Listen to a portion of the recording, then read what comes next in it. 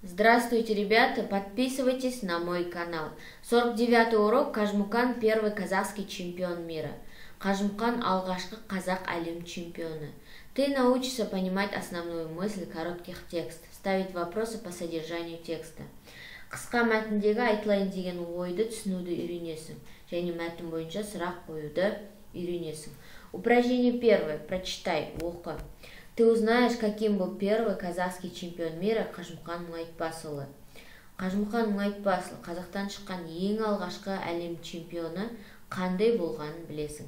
Родился на казахской земле Кажмукан, могучий, высокий, батыр и великан. Был он в мире знаменитым силачом, 10 мужчин он валил плечом. Великолепным был Кажмукан на ковре, его железные мышцы любое тело склоняли к земле. Он победитель 12 мировых чемпионатов, лидер всех спортивных парадов. Мощь его тела и богатырский дух по-прежнему восхищает всех вокруг. Купеев. Қажымұқан қазақ даласында дүниеге келген өте күшті, батыр және алып болған. Ол әлемге әйгілі өте күші көп адам болған. Яғни 10 ер адамды иығымен құлатқан.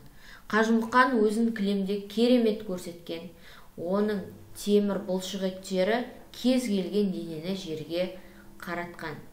Ол әлемнің 12 дүркін чемпионы атанған. Спорттық іс-шараның көшбасшысы болған.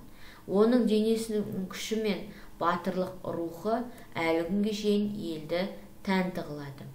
Кто такой Кажмукан? Какие слова подобрал автор, чтобы ты смог представить себе его яркий образ? Найди их в тексте, прочитай еще раз. Кажмукан деген кім? Көз алдыңа оның бейнесін елестету үшін автор қандай сөздерді пайдаланған? Мәтіннен тауып, қайтадан оқы. Почему люди до сих пор помнят его? Что тебе нравится Кажмукане?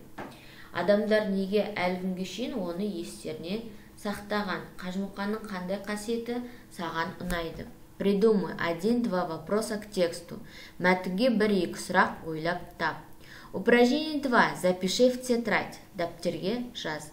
Кажмукан – батыр, силач, борец, великан, победитель, чемпион, лидер. Қажымұқан – батыр, күшті, күресші, алып, жеңімпаз, чемпион және көш басшы. Дәптерге жазып аламыз. Запишите в тетради. Упражнение 3. Составь словосочетание. Сөз тіркесін құра. Запиши в тетрадь. Дәптерге жазып аламыз. Великан, алып, храбрый, ержүрек, батыр, батыр, могучий, күшті, силач, күші көп, огромный, үлкен. Составь из этих слов словосочетание. Осы сөздерден сөз тіркесін құрап жазып аламыз. Запомни и запиши.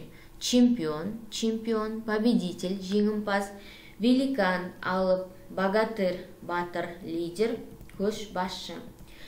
Упражнение 4. Послушай, тыңда. Сравни информацию в данных текстах со стихотворением Купеева. Что в них общего? Как ты думаешь, в городе или в селе жил в детстве Кажмукан? Обоснуй свой ответ. Жоғарыдағы Купеевтің өлең жолдары мен төмендегі мәліметті салыстыр. Ортақ тұстары қандай? Кажмукан бала кезін қайда өткізді? Қалай ойлайсың? Ауылда немесе қалада? Өз жауабыңды бер. Однажды зимой Мукан отправился за сеном в степь, но в дороге начался сильный буран. Дорогу замело, лошади устали. Одна лошадь упала и не смогла идти. Тогда Мукан поднял ее, положил на сани и подтащил эти сани в аул. Ему было 18 лет. Бір күні қыста Мукан шөпке далалыққа шығады. Және сол кезде өте қатты боран басталып кетеді. Жолдың барлығы жабылып, жылқылар шаршайды. Бір жылқы құлап қалып тұра алмайды. Ал Мұқан болса оны көтеріп алып, шанаға салып, шананы сүйреп ауылға жеткізеді. Ол кезде оның жасы небәрі 18-де болатын. Однажды в тине застрял огромный бык. Мукан обвязал быка веревкой и вытащил его на берег. Бір күні балдырлардың арасында үлкен бұқа оратылып қалады. Мұқан болса жіпті бұқаға орап, оны жағаға сүйреп шығарады. Десятилетний Мукан мог легко поднять мешок зерна. 10 жасар Мукан бір қап астықты оп-оңай көтеріп алатын.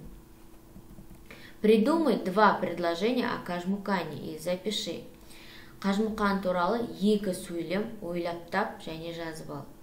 Используй слова, мына сөздерді қолдан. Великолепный, керемет, знаменитый, атақты, великий, ұлы, могучий, күшті, первый, алғашқы, герой, батыр, батыр, батыр, чемпион, чемпион, силач, күшті. Назови слова, обозначающие количество и порядок предметов. Заттың санын және ретін білдіретін сөздерді ата. Так, упражнение 5. Узнай значение слов. Сөздің мағынасын біл. Қажымұқан Мұңайтпасұлы дружил с известным русским борцом Иваном Поддубным. Они вместе выступали в цирке. В 1904 году оба борца с триумфом выступали в Париже и заняли 2 первых места. Қажымұқан Мұңайтпасұлы орыстың атақты күресшісі Иван Поддубныймен дос болған.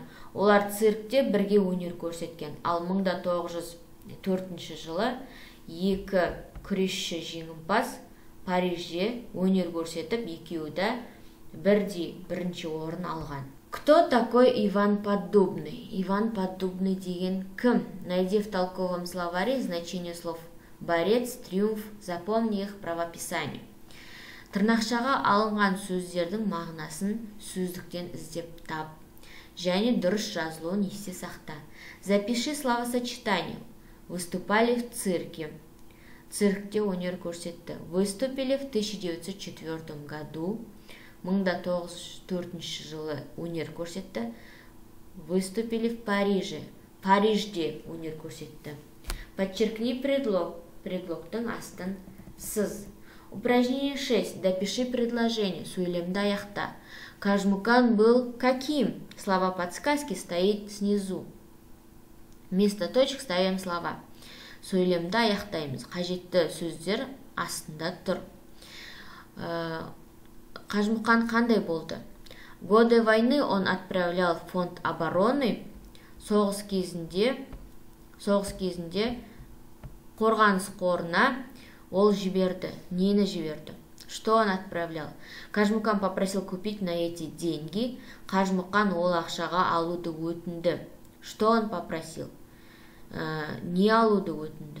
Слова подсказки опять же стоит снизу. Қажетті сөздер астында тұр. На этом самолете воевал летчик из Семея. Бұл ұшақта Семейден шыққан ұшқыш соғысқа аттанды.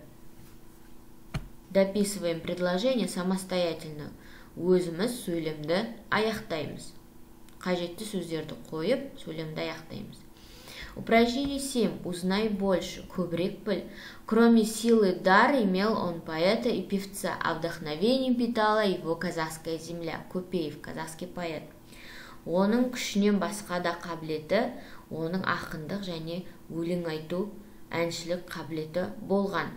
Ал бұл қабілетке шабыттандырған қазақ даласы. Мукан был спокойным, скромным, доброжелательным и культурным человеком. Мукан ол өте сабырлы, қарапайым, қайырымды және мәдениетті адам болған. Что ты узнал о Қажымұқане? Қажымұқан туралы тағы не білдің? Назови слова предметы и слова признаки, описывающие его образ. Оның бейнесін затты білдіретін сөздерді және сынды білдіретін сөздерді ата. Урок окончен, до свидания.